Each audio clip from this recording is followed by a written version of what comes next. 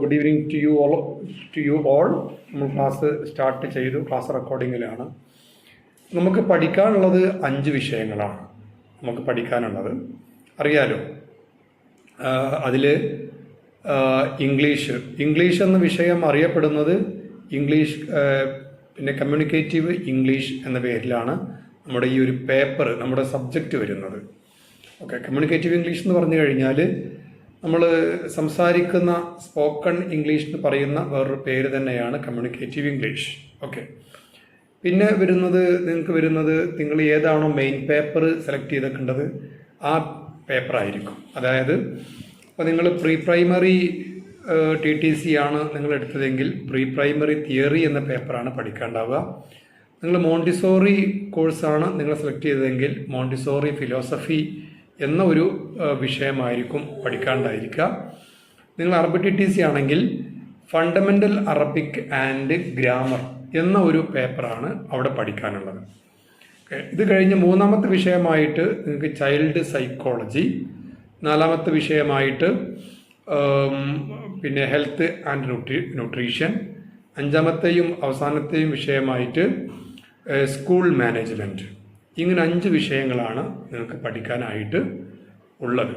Okay, അപ്പോൾ ഇതിൽ notes എങ്ങനെ വാങ്ങിക്കണം ഇന്നലെ സജീവമായ ചർച്ച ഒക്കെ പലരും ചോദിച്ചു കണ്ടു. നോട്ട്സ് എന്താ ചെയ്യേണ്ടത്, എങ്ങനെ വേണ്ടത് എന്നൊക്കെ.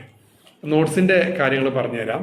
അപ്പോൾ നോട്ട്സ് എന്ന് പറയുമ്പോൾ നിങ്ങൾ ഒരു 100 പേജ്, വലിയ നോട്ടൊന്നും വേണമെന്നില്ല, ഒരു 100 പേജിൻ്റെ ഓരോ നോട്ട്. ഇനി വലിയ നോട്ട് വാങ്ങിയാലും കുഴപ്പമില്ല കേട്ടോ. 100 പേജിൻ്റെ ഓരോ നോട്ട് നിങ്ങൾ ഈ ഓരോ വിഷയങ്ങൾക്കായിട്ട് ഒന്ന് കരുതി വെക്കണം, നന്നായിരിക്കും. കാരണം പൊതുവിൽ നമ്മുടെ ഈ സിലബസിൽ നമുക്ക് ഒരു 1 ഇയർ, ഒരു 10 മാസം പഠിക്കാനുള്ള കണ്ടന്റ് മാത്രമാണ് ഉൾപ്പെടുത്തിയിരിക്കേണ്ടത്. എന്നാലോ പ്രധാനപ്പെട്ട ഈ ഓരോ കോഴ്സുകൾക്കും പ്രധാനപ്പെട്ട കാര്യങ്ങൾ മുഴുവൻ ഉൾപ്പെടുത്തിയിട്ടുണ്ട്. അത് ഞാൻ തന്നെ നിങ്ങളടുത്ത് അറിയിക്കുകയാണ്. കാരണം പിന്നെ അതിന് മാത്രം അധ്വാനിച്ചുകൊണ്ടാണ് ഈ 5 വിഷയങ്ങളും സിലബസ് തയ്യാറാക്കിയിരിക്കേണ്ടത്. മനസ്സിലായല്ലോ. ഒരു സ്കൂളിലെ ഹയർ സെക്കൻഡറി വിഭാഗം ഇംഗ്ലീഷ് അധ്യാപകനായിട്ട് CBSE സ്കൂളിൽ ഹയർ സെക്കൻഡറി ഇംഗ്ലീഷ് വിഭാഗം അധ്യാപകനായി ജോലി ചെയ്യുന്ന ഞാൻ 2 മാസത്തോളം ജോലി മുഴുവൻ ലീവ് എടുത്തുകൊണ്ട് ഈ ഒരു നിങ്ങളെ പഠിപ്പിക്കാനുള്ള കണ്ടന്റ് തയ്യാറാക്കാൻ വേണ്ടി എന്നെയാണ് ഏൽപ്പിച്ചത്. നമ്മൾ ഏൽപ്പിച്ച പണി നമ്മൾ നമ്മുടെ സ്ഥാപനത്തിന് വേണ്ടി ഭംഗിയായി ചെയ്യുക എന്നുള്ളത് നമ്മുടെ ഒരു ഡ്യൂട്ടിയാണ് അല്ലേ. ഓക്കെ, അപ്പോൾ അത് കറക്റ്റ് ഒരുപാട് ഗൂഗിൾ ചെയ്ത് ChatGPTയുടെ കാര്യങ്ങൾ മാക്സിമം യൂട്ടിലൈസ് ചെയ്ത്, പിന്നെ ഞാൻ ടീച്ചറായിട്ട് ജോലി ചെയ്യാൻ തുടങ്ങിയിട്ട് 27 കൊല്ലമായിട്ടുണ്ട്. അത് ആ ഒരു അനുഭവ സമ്പത്ത് മുഴുവൻ യൂട്ടിലൈസ് ചെയ്ത് അന്വേഷിച്ച് പരമാവധി കുറഞ്ഞ കണ്ടന്റ്, എന്നാലോ അത്യാവശ്യമായ കണ്ടന്റ് ഒന്നും പോവാനും പാടില്ല, അതൊക്കെ ചേർത്തുകൊണ്ടാണ് നമ്മുടെ സിലബസ് തയ്യാറാക്കിയിട്ടുള്ളത് കേട്ടോ. അതുകൊണ്ട് തന്നെ ഒരുപാട് പഠിക്കാനുണ്ടാവില്ല, പകരം പ്രധാനപ്പെട്ട കാര്യങ്ങൾ മാത്രം ആണ്. പറഞ്ഞ 100 പേജിൻ്റെ ഓരോ നോട്ട് ബുക്ക് 5 വിഷയങ്ങൾക്കും നിങ്ങൾ 5 നോട്ട് ബുക്ക് എഴുതി വെച്ചാൽ നന്നായിരിക്കും.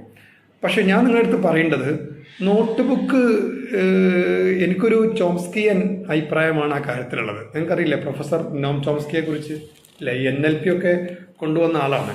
അപ്പോൾ അദ്ദേഹത്തിൻ്റെ ഒരു വീക്ഷണം അനുസരിച്ച് നമ്മൾ ഈ നോട്ട് ബുക്കേ ഉപയോഗിക്കാൻ പാടില്ല. കാരണം എന്താ അറിയോ, നോട്ട് ബുക്ക് ഉപയോഗിച്ച് കഴിഞ്ഞാൽ നമ്മളൊന്നും പഠിക്കൂല.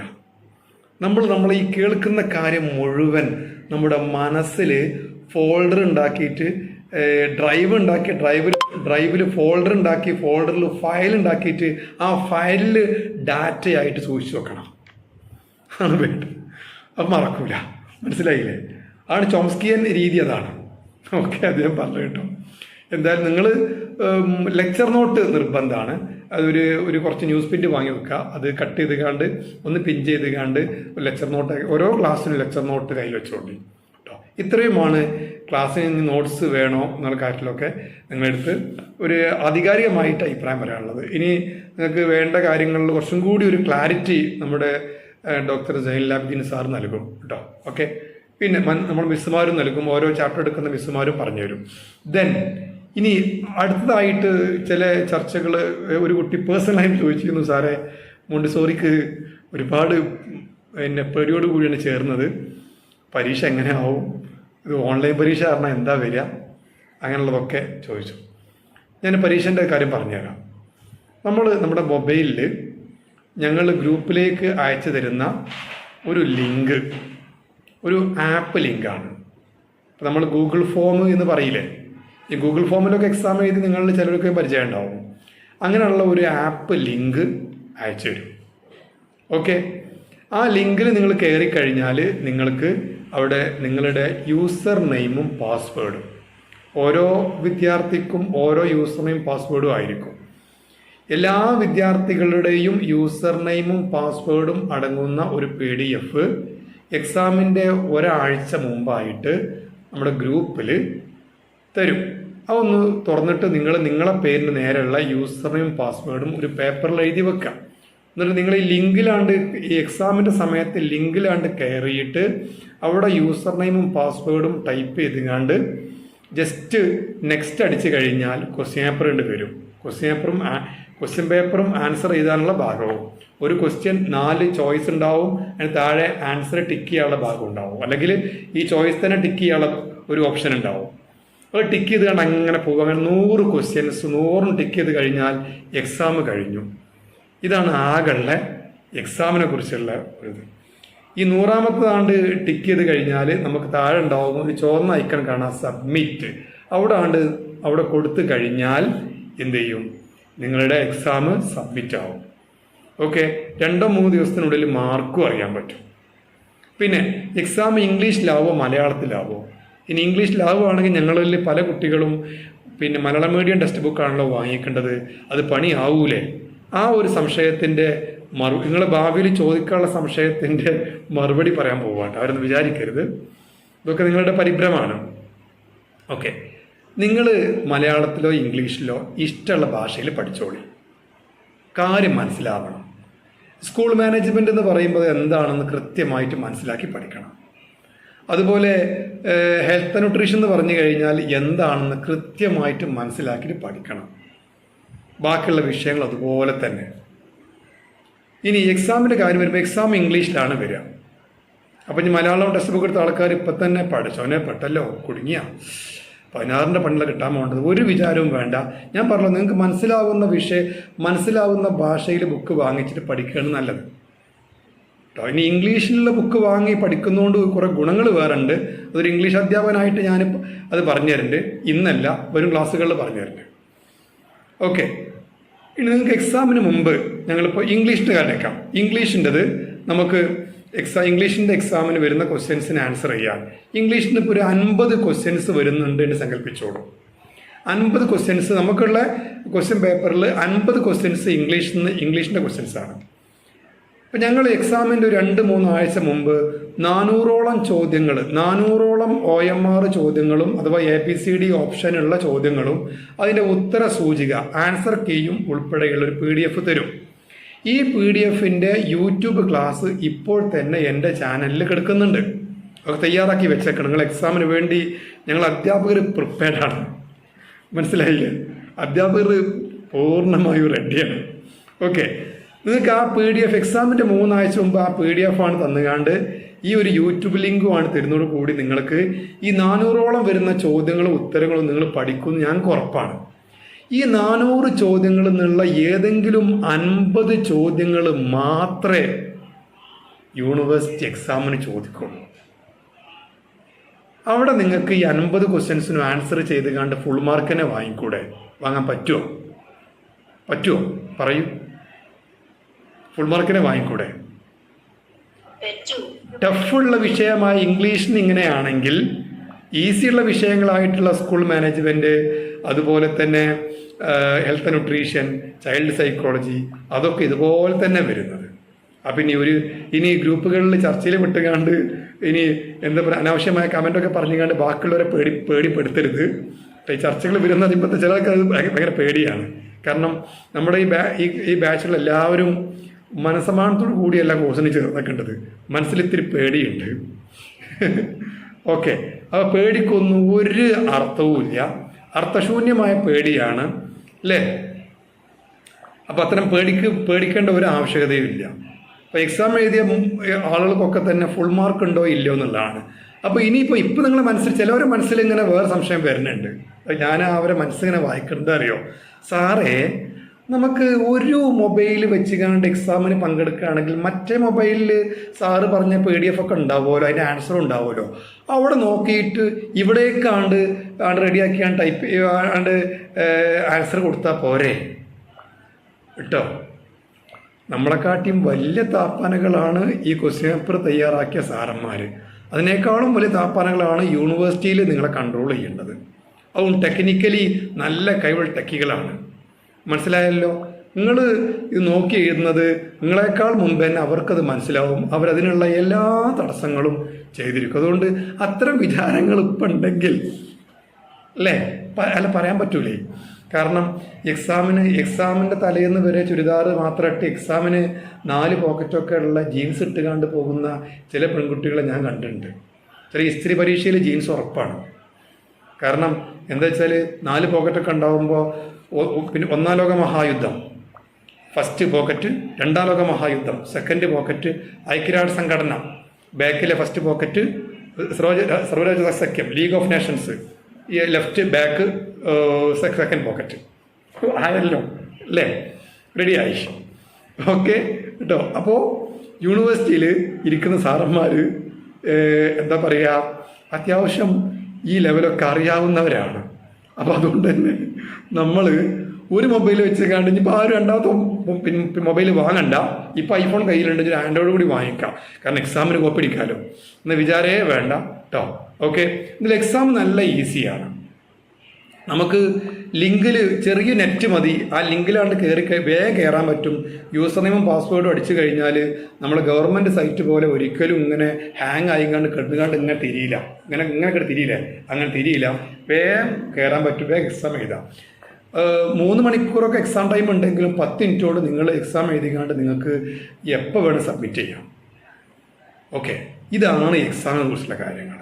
ഒരു പേടിയും വേണ്ട. ഇന്നവരെ എക്സാം എഴുതി ഒരു കുട്ടിയും പേടിച്ച് നിലവിളിച്ച ചരിത്രം ഉണ്ടായിട്ടില്ല. എക്സാം എഴുതിയ ശേഷം ആനന്ദം കൊണ്ട് നിലവിളിച്ച ചരിത്രം കുറേ ഉണ്ടായിട്ടുണ്ട്. കാരണം ഭയങ്കരമായി പേടിച്ച് ബേജാറ് കൂടി ഇരുന്നിട്ട് ഭയങ്കര ഈസിയായ സംഭവം അതുകൊണ്ട് മാറുമ്പോൾ പിന്നെ നമുക്ക് വല്ലാത്ത ആഹ്ലാദമാണ് ഈ കാര്യം. അപ്പോൾ അത് പുറത്തേക്ക് ഈളിയായിട്ടും പല സൗണ്ടായിട്ടും പുറത്തേക്ക് വരും. അങ്ങനത്തെ പല വോയിസുകളും എൻ്റെ മൊബൈലിലുണ്ട്. പിന്നെ എക്സാം കഴിഞ്ഞ ശേഷം വന്നു കേട്ടോ. കാരണം ഇപ്പോൾ ഫസ്റ്റ് 4 ബാച്ചുകളിൽ 2 ബാച്ചിൻ്റെ എക്സാം കഴിഞ്ഞു. 3-ാം ബാച്ചിൻ്റെ എക്സാം ജനുവരിയിലുണ്ട്. 4-ാം ബാച്ചിൻ്റെ എക്സാം അത് കഴിഞ്ഞ് 2-3 മാസം കഴിഞ്ഞാൽ അതിൻ്റെ എക്സാം കഴിയും. അതും കഴിഞ്ഞ് ഒരു 4-5 മാസം കഴിയുന്നതോട് കൂടിയിട്ട് നിങ്ങൾ എക്സാമിലേക്കുള്ള ഒരുക്കങ്ങളായി. ഓക്കെ, ഏകദേശം 10 മാസം കറക്റ്റ് ആകുമ്പോഴത്തേന് എക്സാം വരും.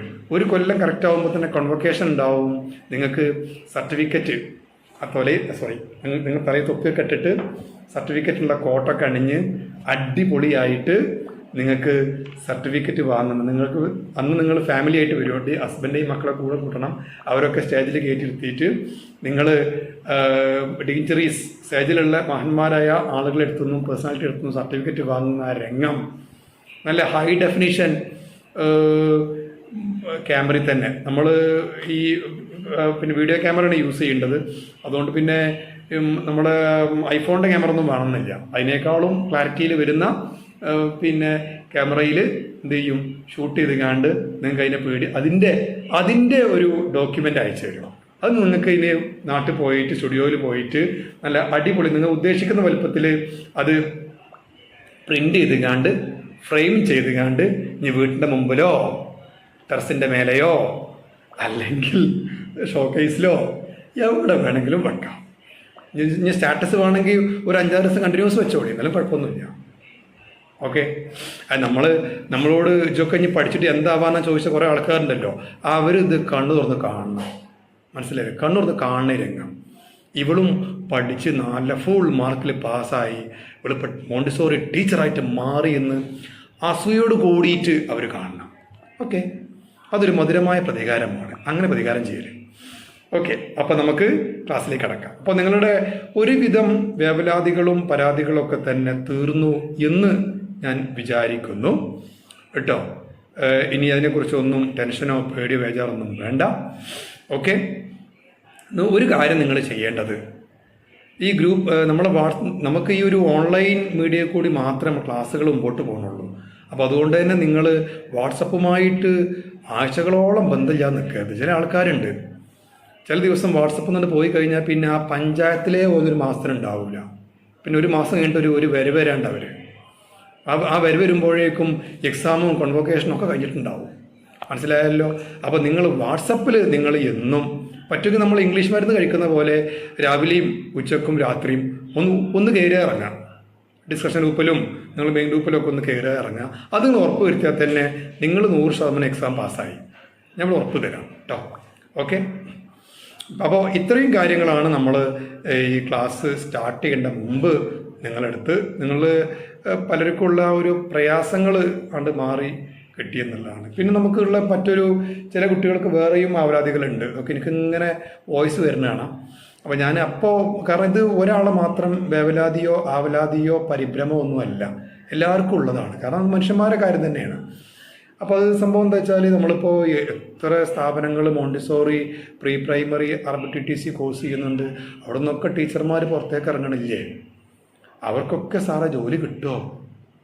അവരൊക്കെ ഇടയിൽ ഞാനും കൂടി പെടുമ്പോൾ ഈ കഴിവില്ലാത്ത ഞാൻ പോയിട്ട് എങ്ങനെ ജോലി കിട്ടുക? മനസ്സിലായില്ലേ? ഇങ്ങനെ നമ്മൾ വിചാരിച്ചിരുന്ന് കഴിഞ്ഞാൽ ആ വിചാരിച്ചിരിക്കൽ മാത്രമേ ഉണ്ടാവുള്ളൂ. നമുക്ക് കഴിവുണ്ടോ ഇല്ലയോ എന്നുള്ളത് നമ്മളുടെ പ്രവർത്തനങ്ങളിലൂടെ മറ്റുള്ളവരെ മനസ്സിലാക്കേണ്ടത്. നമ്മൾ ആദ്യം തന്നെ നമ്മൾ കഴിവില്ല എന്നാണ്ട് കരുതികാണ്ട് മുദ്ര കുത്തി വെക്കരുത്. ഓക്കെ, അതായത് നമ്മുടെ ശവക്കുഴി നമ്മളെ തോണ്ടരുതെന്ന് പറയാം. ഓരോരുത്തരെയും കഴിവ് ആപേക്ഷികമാണ്. ഒരിക്കൽ ഹൈറ്റ് കുറഞ്ഞ ചാർലി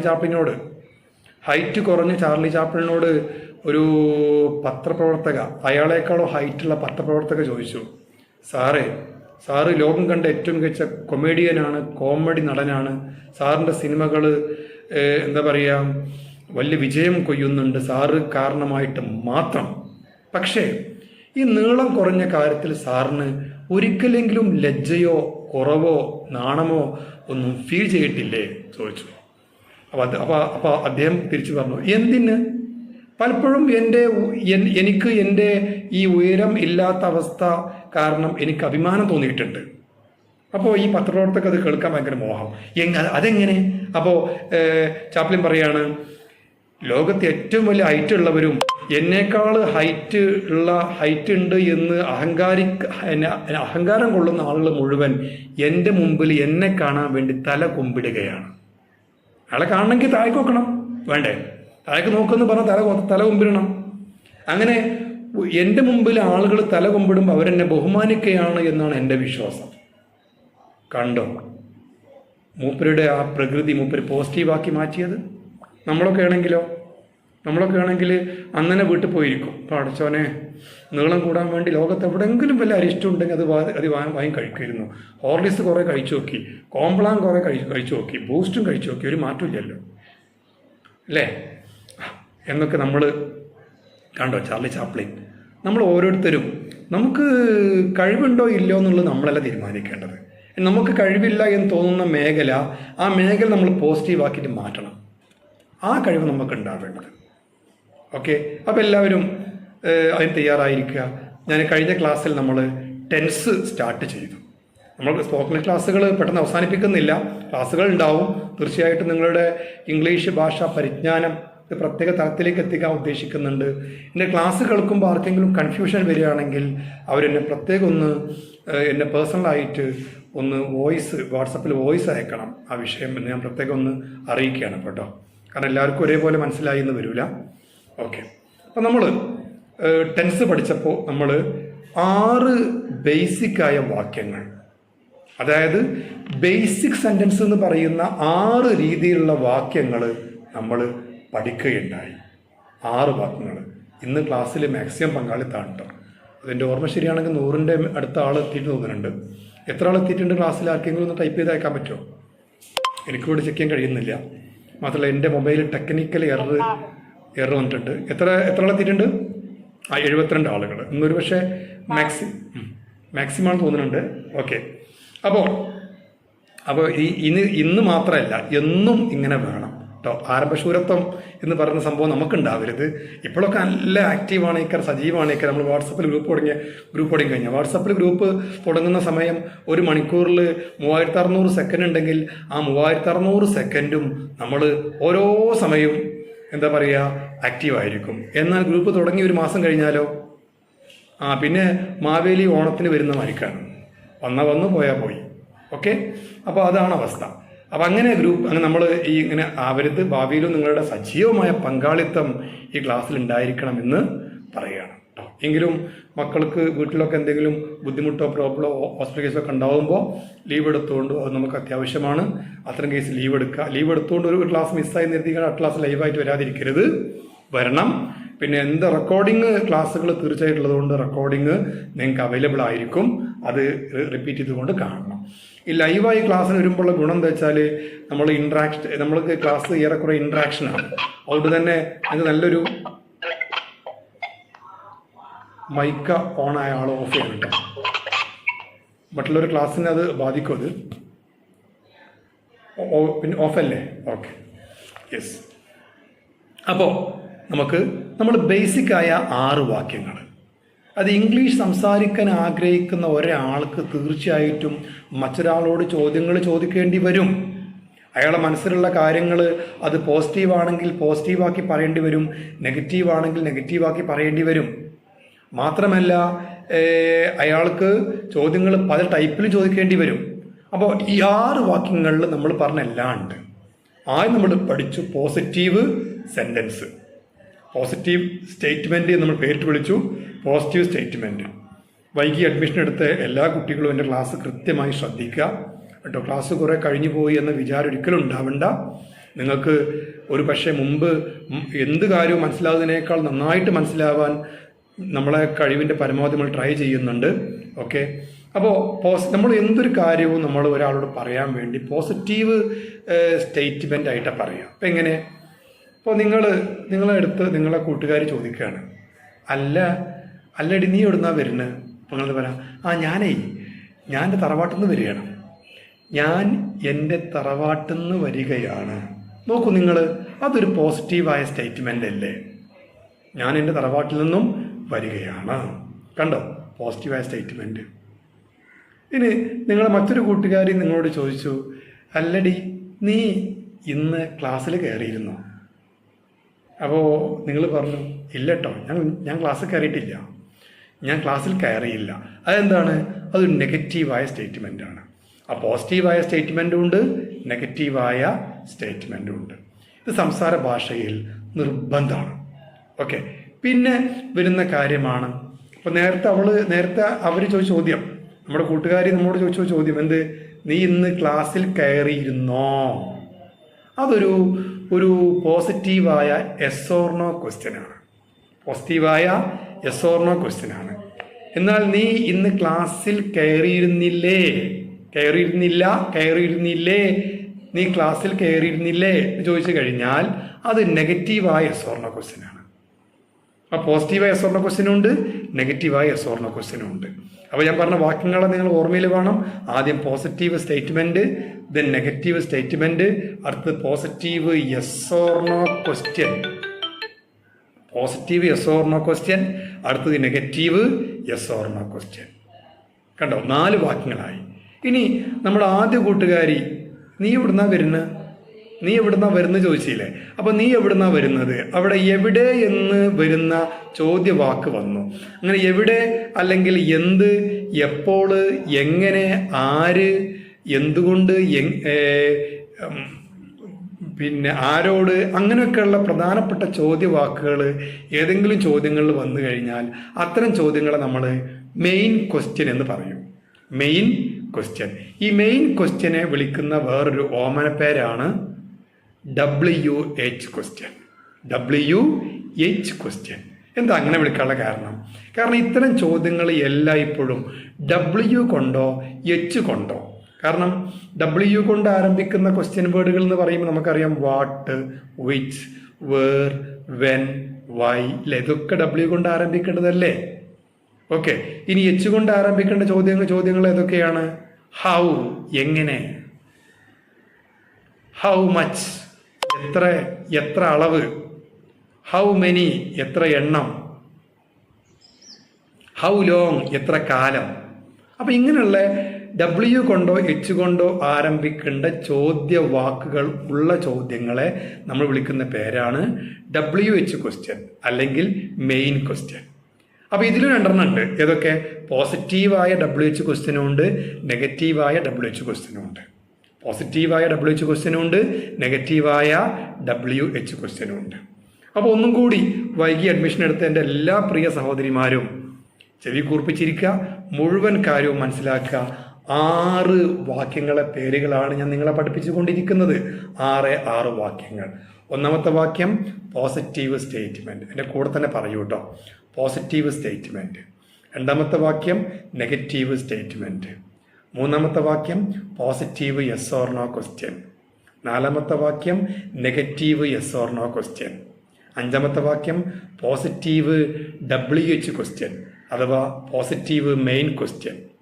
ആറാമത്തെ അവസാനത്തെയും വാക്യം നെഗറ്റീവ് WH ക്വസ്റ്റ്യൻ അഥവാ നെഗറ്റീവ് മെയിൻ ക്വസ്റ്റ്യൻ. ഞാൻ പറഞ്ഞു കഴിഞ്ഞ ശേഷം നിങ്ങൾക്ക് പറയാൻ കഴിയണം. എല്ലാവരും പറഞ്ഞോളൂ. ഇതിൽ നമ്മളിനി പുതിയവരോ പഴയവരോ അങ്ങനെ ഇല്ല, എല്ലാവരും ഒന്നിച്ച് മുമ്പോട്ട് പോവുകയാണ്. അപ്പോൾ ഫസ്റ്റ് വൺ നമ്മൾ പഠിച്ച വാക്യം ഏതായിരുന്നു? അല്ലേ? Positive statement. രണ്ടാമത്തെ എന്തായിരുന്നു? Negative statement. മൂന്നാമത്തെ എന്തായിരുന്നു?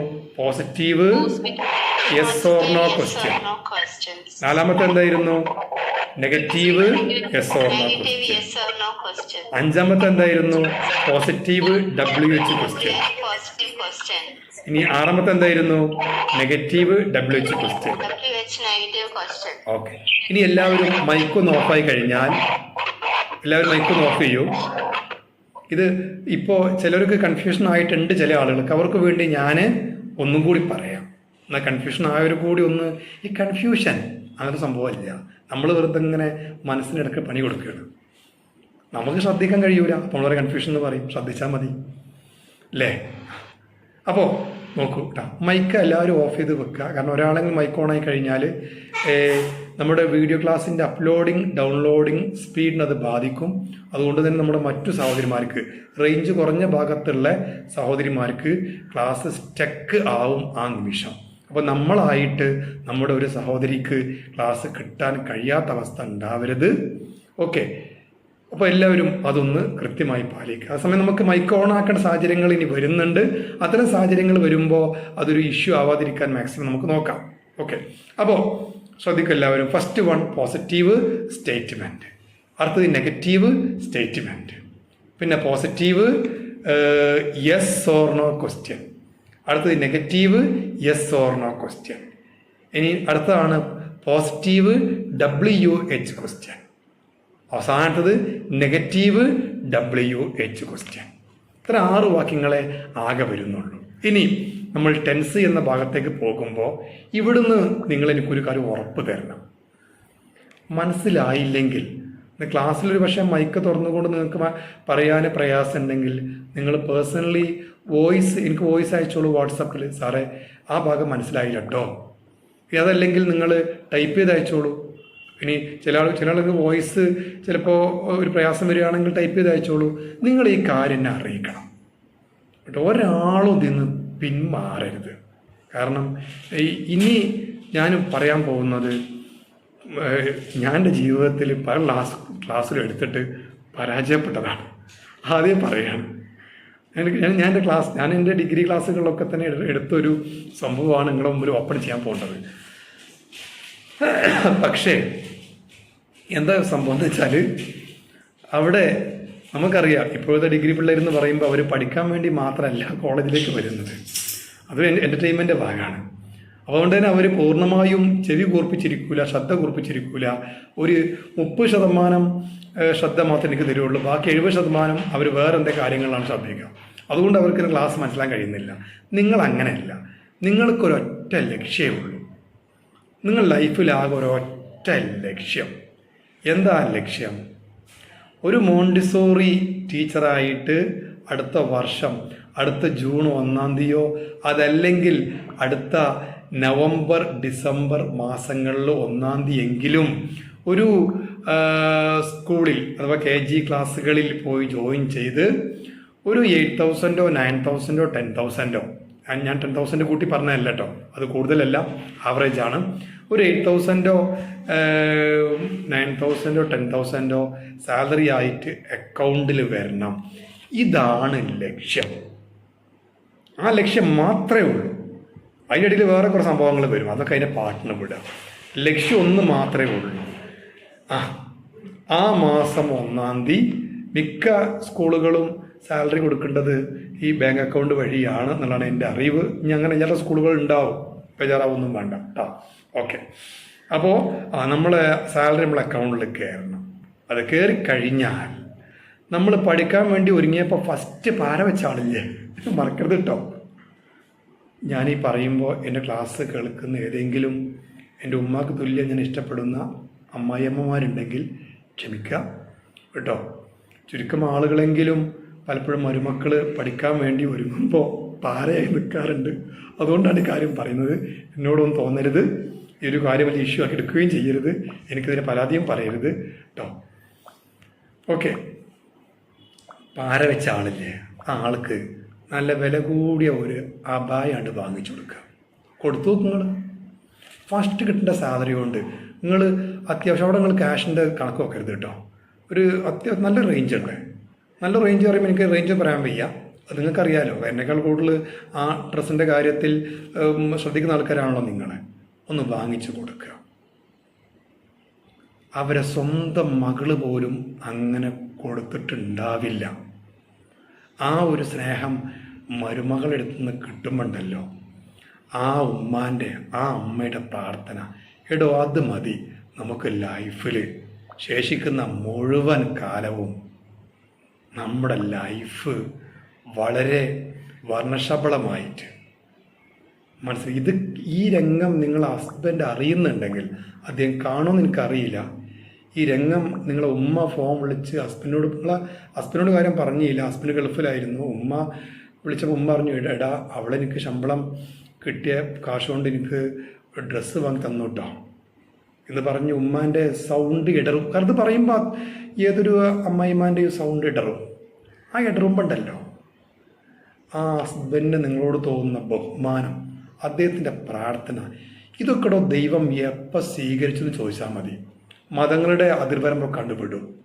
മതങ്ങളൊക്കെ അവിടെ നിൽക്കട്ടെ. എല്ലാ മതങ്ങളിലും ദൈവം ഉണ്ടല്ലോ അല്ലേ, ഒറ്റ ദൈവമാണ്. ആ ദൈവം ആ പ്രാർത്ഥന കേൾക്കും. ആ പ്രാർത്ഥന മതത്തിൻ്റെ അതിർവരമ്പുകൾ കൽപ്പിക്കരുത്, മനസ്സിലായല്ലോ. ആ പ്രാർത്ഥന മതിയാവും. നമുക്ക് വരാൻ പോകുന്ന പല അപകടങ്ങളിൽ നിന്നും പല ബുദ്ധിമുട്ടുകളിൽ നിന്നൊക്കെ നമ്മൾ രക്ഷപ്പെടാൻ ഈ ഒറ്റ പ്രാർത്ഥന മതിയാവും. ഇതൊരു മധുരമായ പ്രതികാരം കൂടിയാണ്. എങ്ങനെയുണ്ട് അല്ലേ? അപ്പോൾ നേരത്തെ പറഞ്ഞ് വേറൊരു പ്രതികാരം, ഇപ്പോൾ മധുരം കയറിയ വേറൊരു പ്രതികാരം. ഇനിയിപ്പോൾ നിങ്ങൾ പറയും സാറേ ഈ മധുരമായ പ്രതികാരം മാത്രമേ ഉള്ളൂ. അല്ല, ഗ്രാമറിലേക്ക് വരികയാണ്. ഓക്കെ, അപ്പോൾ നമുക്ക് ടെൻസിലേക്ക് പോവാം. മറക്കരുത്, മധുരമായ പ്രതികാരത്തിൻ്റെ ഫസ്റ്റ് ഫൗണ്ടേഷൻ സ്റ്റോണാണ്. നമ്മൾ വീടിന് അടിത്തറ ഇടുമ്പോൾ ഫസ്റ്റ് വെക്കുന്ന കല്ലില്ലേ, അതാണ് ഫൗണ്ടേഷൻ സ്റ്റോൺ. അതാണ് ഇത്. മറക്കരുത്, positive statement, negative statement, positive yes or no question, negative yes or no question, positive WH question, negative WH question. Okay, ഇത്രയും കിട്ടിയല്ലോ. ഇനി നമുക്ക് പഠിക്കാനുള്ളത്, നമ്മൾ ഇന്ന് 2 ടെൻസുകൾ ശരിക്കും മനസ്സിലാക്കുകയാണ്. എല്ലാവരുടെയും ശ്രദ്ധ എൻ്റെ അടുത്ത് തന്നെയാണല്ലോ.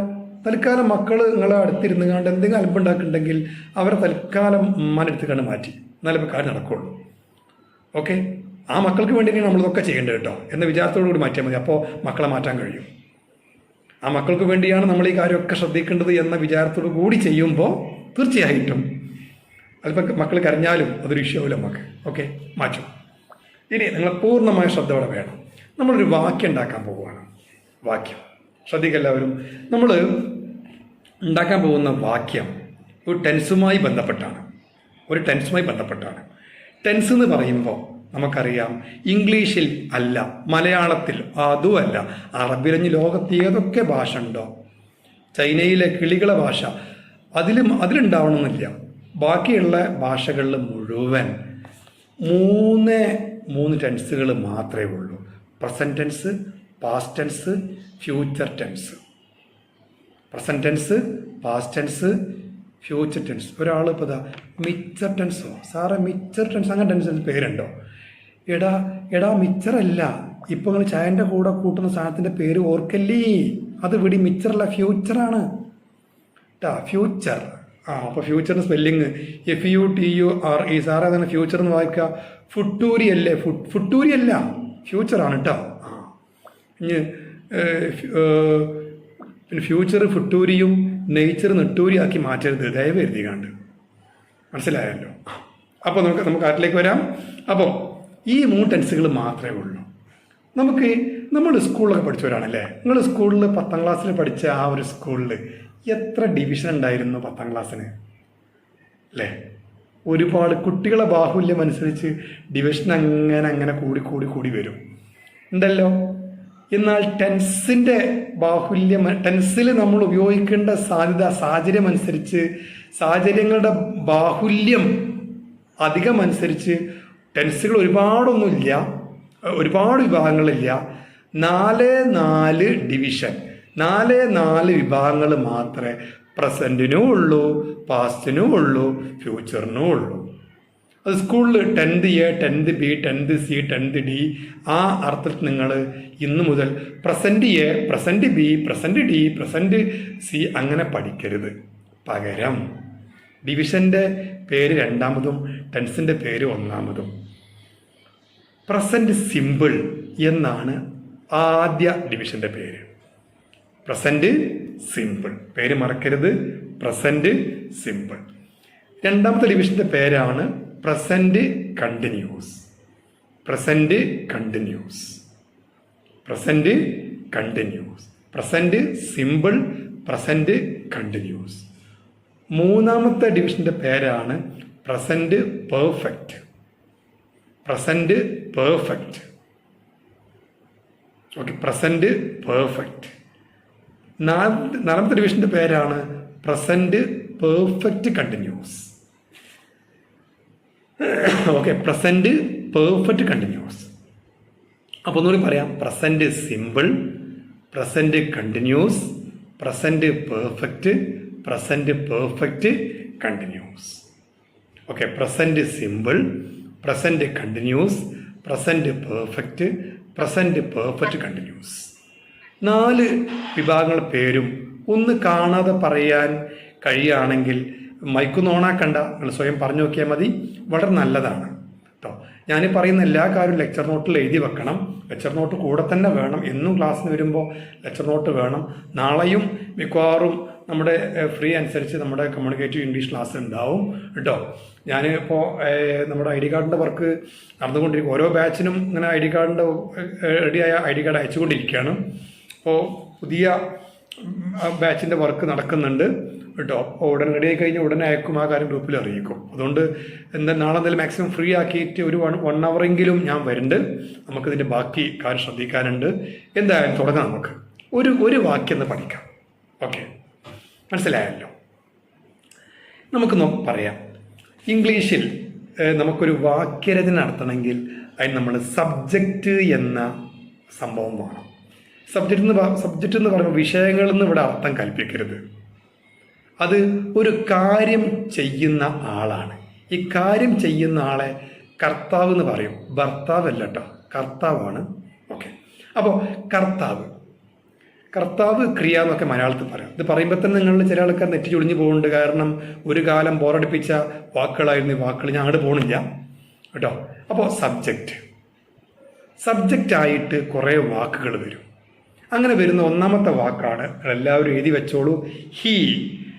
HE, he. 1ാമത്തെ വാക്കാണ് HE, ഹി. ഇതിനർത്ഥം അവൻ എന്ന് പറയും. ഇതൊക്കെ നമ്മൾ അറിയാവുന്ന വാക്ക് തന്നെയാണ്, എങ്കിലും ഒന്ന് എഴുതിച്ചോളൂ. ഓക്കെ, 2ാമത്തെ വാക്കാണ് ഷി. 2ാമത്തെ വാക്കാണ് ഷി. ഇനി 3ാമത്തെ വാക്കാണ് ഇറ്റ്. IT, it.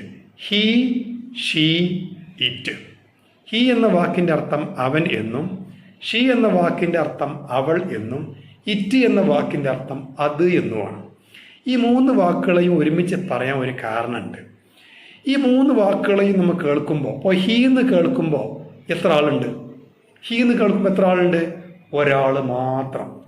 ഷീ എന്ന് കേൾക്കുമ്പോൾ എത്ര ആളുണ്ട്? ഒരാൾ മാത്രം. അവളെന്ന് പറഞ്ഞ ഒരാളല്ലേ ഉള്ളൂ. ഓക്കെ. ഇറ്റ്, അത് എന്ന് പറയുമ്പോൾ എത്ര എണ്ണം ഉണ്ട്? ഒന്ന് മാത്രം. ഈ ഒന്ന് മാത്രമുള്ളതിന് നമ്മൾ singular singular single okay, singular എന്ന് പേര് പറയും. സിംഗുലർ. ഓക്കെ, സിംഗുലർ എന്ന് പേര് പറയും. ഇനി ഒന്നിൽ കൂടുതൽ വരുന്ന വാക്കുകൾ കുറേ ഉണ്ട്. എന്തായാലും ഒന്ന് മാത്രം വരുന്ന വാക്കാണ് ഹി, ഷീ, ഇറ്റ്. ഈ വാക്കുകളെ മൊത്തം ഓർക്കാൻ ഒരു വഴിയുണ്ട്. എന്താ അറിയോ? നമ്മുടെ സുരേഷ് ഗോപി ഇല്ലേ, പഴയ സിനിമാ താരം, അദ്ദേഹത്തെ ഓർത്താൽ മതി. മൂപ്പര് സിനിമയിലൊക്കെ ഷീറ്റ് ഷീറ്റ് കൈ രണ്ടും പിടിച്ചാണ്ട് ഷീറ്റ് എന്നൊക്കെ പറയണതാണ്. ഞാൻ കണ്ട സിനിമയിലൊക്കെ കണ്ടതാണ് കേട്ടോ. നിങ്ങൾ സാറ് സുരേഷ് ഗോപി അനുകരിച്ച് പറഞ്ഞാണ്ട് ഇഷ്യൂ ഉണ്ടാക്കരുത്. Okay, sheet. ഓർമ്മയുണ്ട ഈ മുഖം, അതൊന്നും വേണ്ട, അത് ഇതിൻ്റെ ഭാഗമല്ല. Okay, shit. ആ ഷിറ്റിൽ ഈ പറഞ്ഞ വാക്കുകളൊക്കെ ഉണ്ട്. ഹിയും ഉണ്ട്, ഷീയും ഉണ്ട്, ഇറ്റും ഉണ്ട്. മൂന്നും പാടെ കൂടിയ ഷിറ്റ് തന്നെയാണ്. മനസ്സിലായല്ലോ? ആ മൂപ്പരെ ഓർത്താൽ മതി. എന്നാൽ പിന്നെ ഈ ഏകവചനമായ സിംഗുലറായ 3 വാക്കുകൾ മറക്കൂല. സിംഗുലറിന് മലയാളത്തിൽ പറഞ്ഞ അർത്ഥമാണ് ഏകവചനം, ഒന്ന് മാത്രമുള്ള വചനം. ഇനി അടുത്ത വാക്കുകൾ അല്ലേ? പലപ്പോഴും നമ്മിൽ പല ആളുകളും പിന്നെ അമ്പലങ്ങളിൽ പോകാറുണ്ട്, പ്രാർത്ഥനക്കായിട്ടും മറ്റു വിശിഷ്യ അവസരങ്ങളിൽ. നമ്മൾ അന്യമതക്കാരാണെങ്കിൽ പോലും നമ്മൾ അമ്പലങ്ങളുടെ പരിസരങ്ങളിൽ പോകാറുണ്ട്. ആഘോഷങ്ങൾ ഉത്സവങ്ങൾ കാണാനും, പിന്നെ ഉത്സവങ്ങൾ കാണാനും മാത്രമല്ല, പിന്നെ അവിടെ ഉത്സവങ്ങളൊക്കെ ഉണ്ടാകുമ്പോൾ സദ്യയൊക്കെ ഉണ്ടാകുമ്പോൾ അമ്പലങ്ങളിലെ സദ്യ എന്ന് പറയുമ്പോൾ നല്ല ടേസ്റ്റാണ്. നമ്മുടെ സാധാരണ വീട്ടിലെ സദ്യകളെക്കാളും ടേസ്റ്റായിരിക്കും അമ്പലങ്ങൾ. ഞാൻ കുറേ പോയിട്ടുണ്ട് കേട്ടോ, അതുകൊണ്ട് പറയാണ്. Okay, yes. പിന്നെ നമ്മുടെ വിശ്വാസം മനസ്സിലാണ്. വിശ്വാസം മനസ്സിലാണ്, നമ്മുടെ മനസ്സിലുണ്ടാകാവും. അതിൽ ഓരോരുത്തരും അവനവൻ്റെ വിശ്വാസം മുറുകെ പിടിക്കാം, മറ്റു മതങ്ങളെ സ്നേഹിക്കാൻ പഠിക്കാം. Okay, yes. അപ്പോൾ ശ്രദ്ധിക്കാം, ഇവിടെ നമ്മൾ അമ്പലത്തിൽ പോയിട്ട് നമ്മൾ പലപ്പോഴും നമ്മുടെ പല സഹോദരിമാരും പറയുന്നൊരു കാര്യമുണ്ട്, അയ്യോ ദേവി. അവിടെ ദേവിയാണെങ്കിൽ അയ്യോ ദേവി എന്ന് പറയും. അല്ല, അവിടെ ഏതാണ് മൂർത്തി, ആ മൂർത്തിയുടെ പേര് പറഞ്ഞ് വിളിക്കുന്ന സ്റ്റൈലുണ്ട്. ഇതൊക്കെ മറ്റു അന്യമതസ്ഥരായ സഹോദരന്മാർ കേൾക്കുകയും ചെയ്യും. അവരുടെ സഹോദരിമാരോ പറയുന്നത് കേൾക്കുകയും ചെയ്യും. അയ്യോ ദേവി, നമുക്ക് അയ്യോ ദേവി എടുക്കാം. ഞാൻ അയ്യോ ദേവി എന്ന് പറഞ്ഞ വെറുതെ അല്ലട്ടാ, 4 വാക്കുകൾ നിങ്ങളെ പഠിപ്പിക്കാണ്. I, you, they, we. I, you, they, we. I ഞാൻ, യു നിങ്ങൾ, വി ഞങ്ങൾ, ദേ അവർ. ഓക്കെ, എന്തായാലും ഇന്ന് നമ്മൾ ഇപ്പോൾ വെക്കേഷനോ കഴിഞ്ഞാൽ ക്ലാസ് തുടങ്ങിയതല്ലേ, അപ്പോൾ ഇന്ന് ഇത്രയും മതി. പക്ഷെ 3/4 മണിക്കൂർ ക്ലാസ് ആയിക്കൊണ്ടിരിക്കുകയാണ് കേട്ടോ. അപ്പോൾ ഇന്നത്തെ ക്ലാസ് മനസ്സിലായിട്ടില്ലെങ്കിൽ നിങ്ങൾക്ക് ജസ്റ്റ് ഗ്രൂപ്പിൻ്റെ വാട്സപ്പിൽ ഒന്ന് ജസ്റ്റ് ഒന്ന് നിങ്ങൾക്ക് ഒന്ന് വോയിസ് അയച്ചാൽ മതി, ഞാൻ റീപ്ലൈ ചെയ്ത് തരുന്നുണ്ട് കേട്ടോ. ഓക്കെ, സോ ഇന്ന് നമുക്ക് ഇത്ര മതി. അപ്പോൾ അയ്യോ ദേവി മറക്കണ്ട, ഐ, യു, ദേ, വി.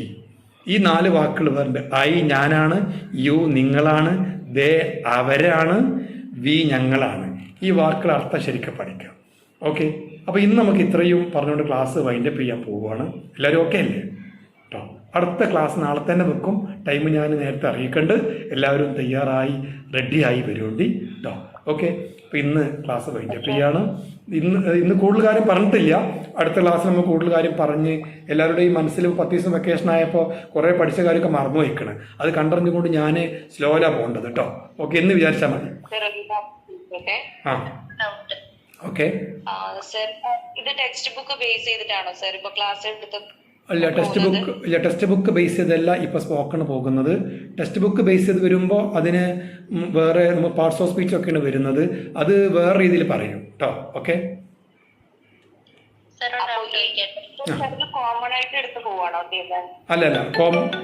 അല്ല കോമൺ ആയിട്ട് ഞാൻ ഒരു കോൾ വരുന്നുണ്ട്. ജസ്റ്റ് ഒന്ന് ക്ലാസ്സിൽ നിന്ന് ലെഫ്റ്റ് അടിച്ച് കഴിഞ്ഞാൽ അപ്പോൾ ജോയിൻ ചെയ്യാം കേട്ടോ.